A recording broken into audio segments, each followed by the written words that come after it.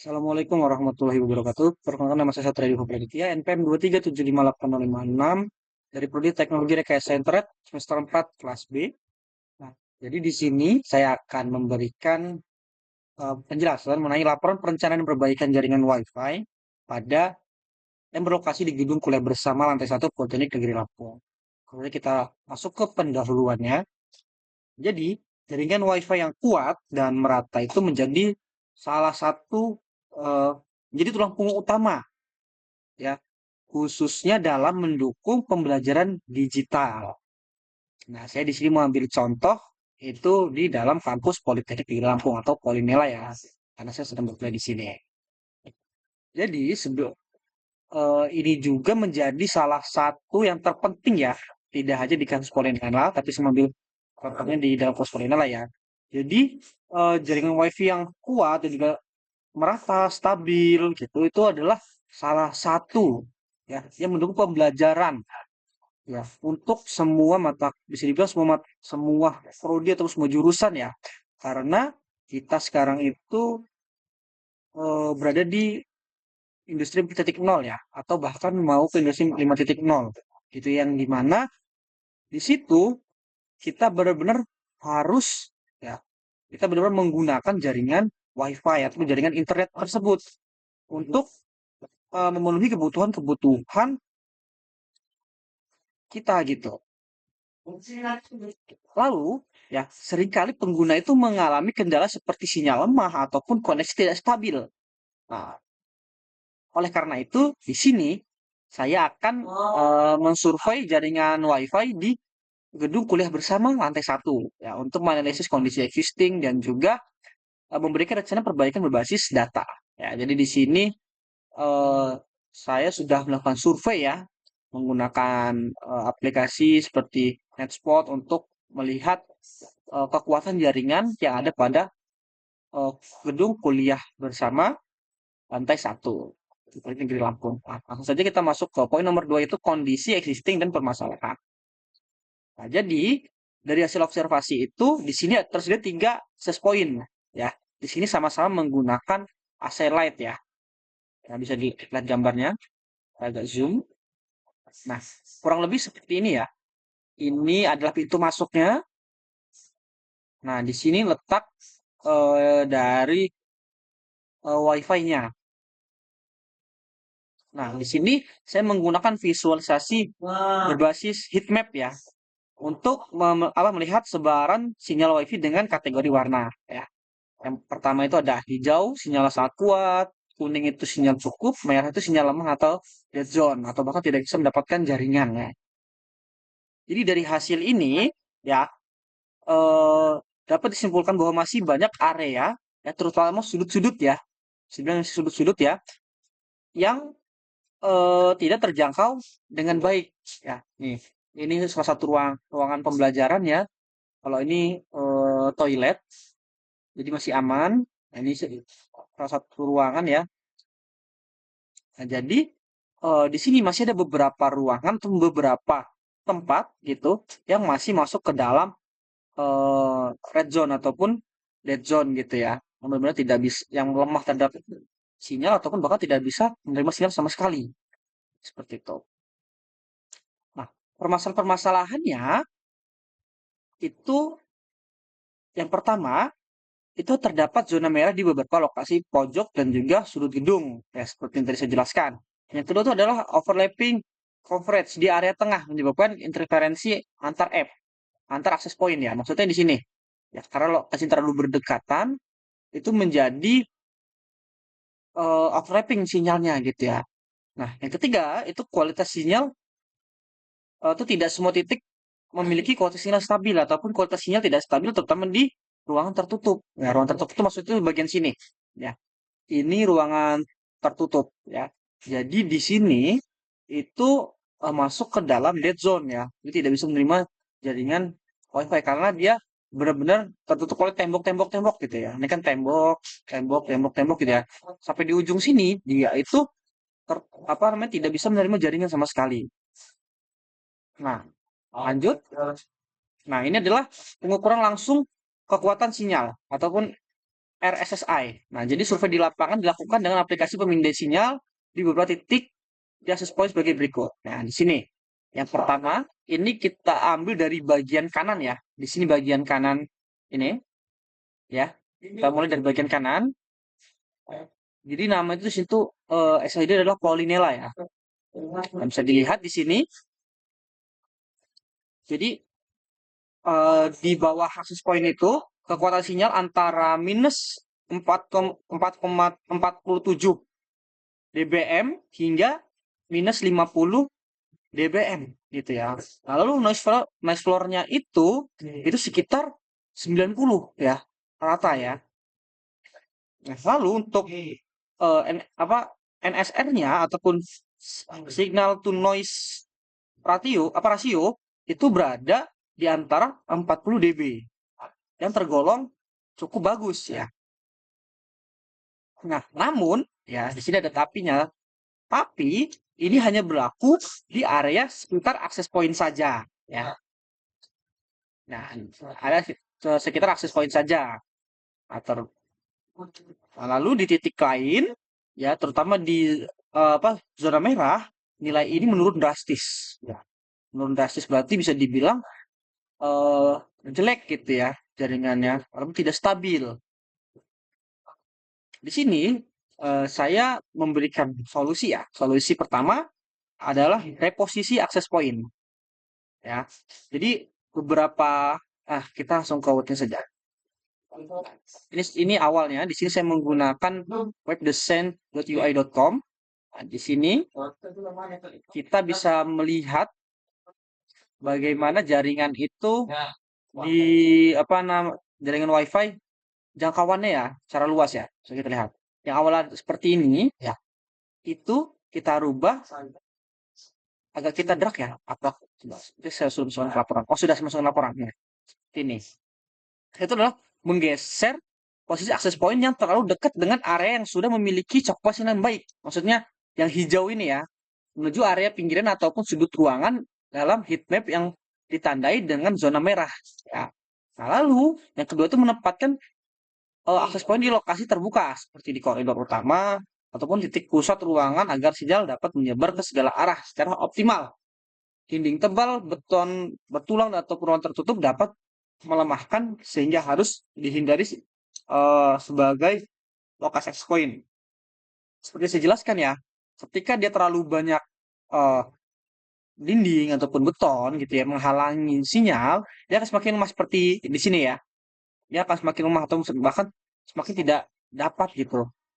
Nah, ini adalah salah satu uh, langkahnya ya. Yang kedua itu adalah pengaturan channel. Ini juga bisa dibilang salah satu yang terpenting ya. Tujuannya adalah untuk menghindari interferensi atau overlapping channel antara access point. Ya, jadi di sini kita samakan ya. Yang pertama itu adalah pada pita 2,4 GHz hanya 3 channel non-overlay yang ideal digunakan yaitu channel 1, 6, dan 11. Nah, lalu didistribusikan penggunaan channel ini secara bergantian antara access point agar tidak terjadi interferensi. Yang kedua, jika memungkinkan, aktifkan band steering agar perangkat yang mendukung 5 GHz dapat berpindah ke jalur tersebut sehingga beban jaringan 2,4 GHz itu berkurang. Nah, jadi untuk perangkat-perangkat sekarang itu ada yang sudah bisa support ya 5 GHz walaupun masih banyak yang masih stay di 2,4 GHz ya. Lalu yang ketiga yaitu adalah opsi terakhir ya, itulah penambahan akses point.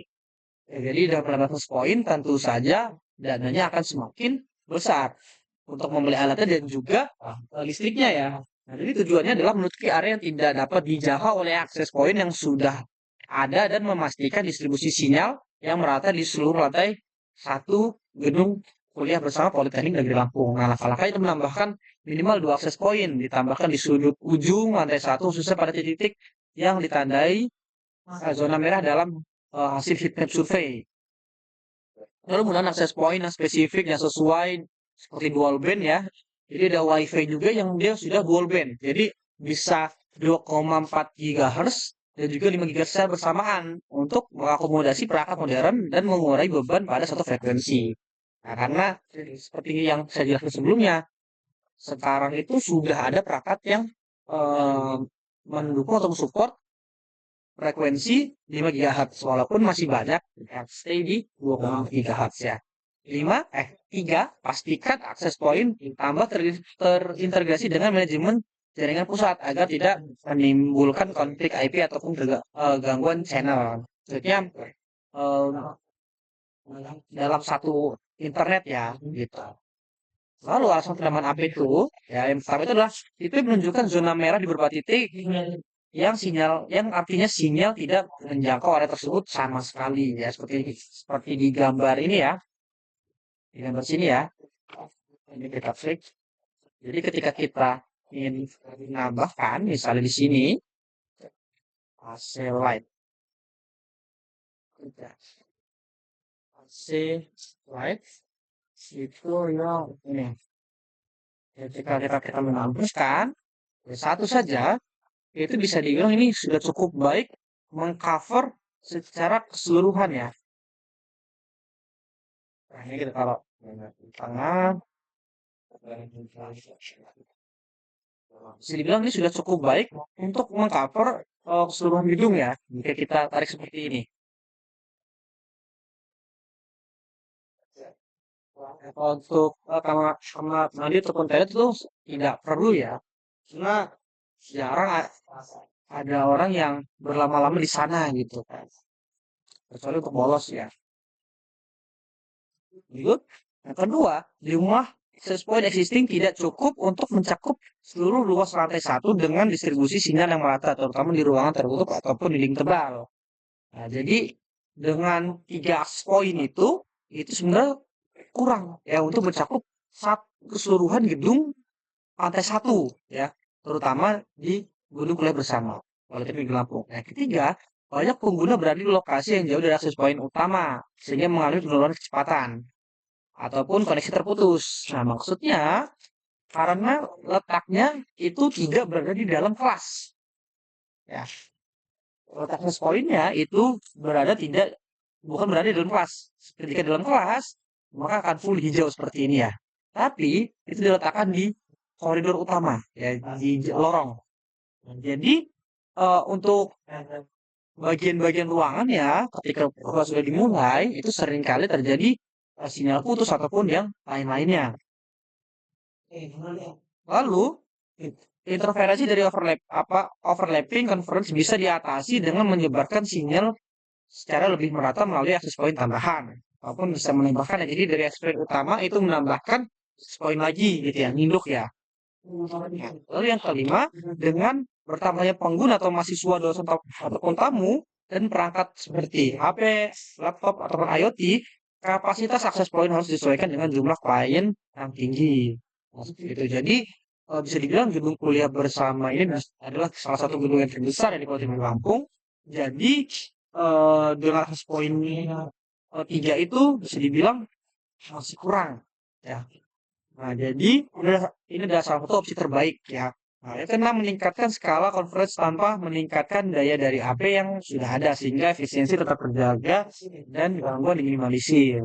Jadi skala diperbesar gitu ya, tapi sejadi jaringan itu malah melemah gitu ya. Nah, di sini rekomendasi penempatan itu adalah area sudut ruang timur dan barat itu di arah kamar toilet itu ya, ditaruh di ujung-ujung situ. Lalu area belakang gedung yang tampak tidak tercakup dalam heat. Maksud itu yang bagian sini ya, atau di sini. Nah, jadi di sini kita taruh di sini, yang juga di sini ya. Dan juga kita bisa menambahkan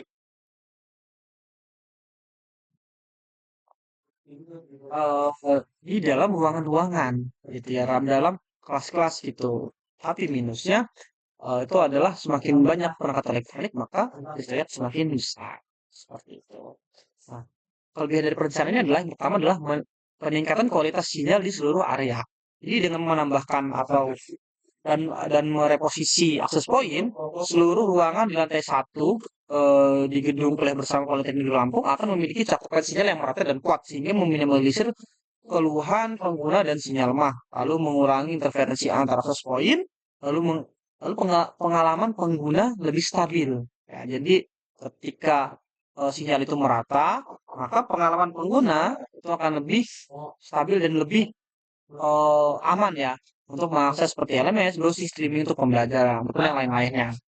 Lalu kesimpulannya, dari hasil survei jaringan WiFi di lantai satu ini, di Provinsi Lampung menunjukkan bahwa meskipun kekuatan sinyal di dekat akses point itu cukup kuat, ya, dengan nilai RSI-nya sekitar minus 47 hingga minus 50, dan SLR-nya lebih dari 40, ya. Nah, namun cakupan tidak merata di seluruh ruangan. Jadi heat map, gambar tadi itu menunjukkan adanya beberapa area dengan kualitas sinyal yang buruk, ya, ataupun di zona merah, terutama di sudut ruangan dalam gedung.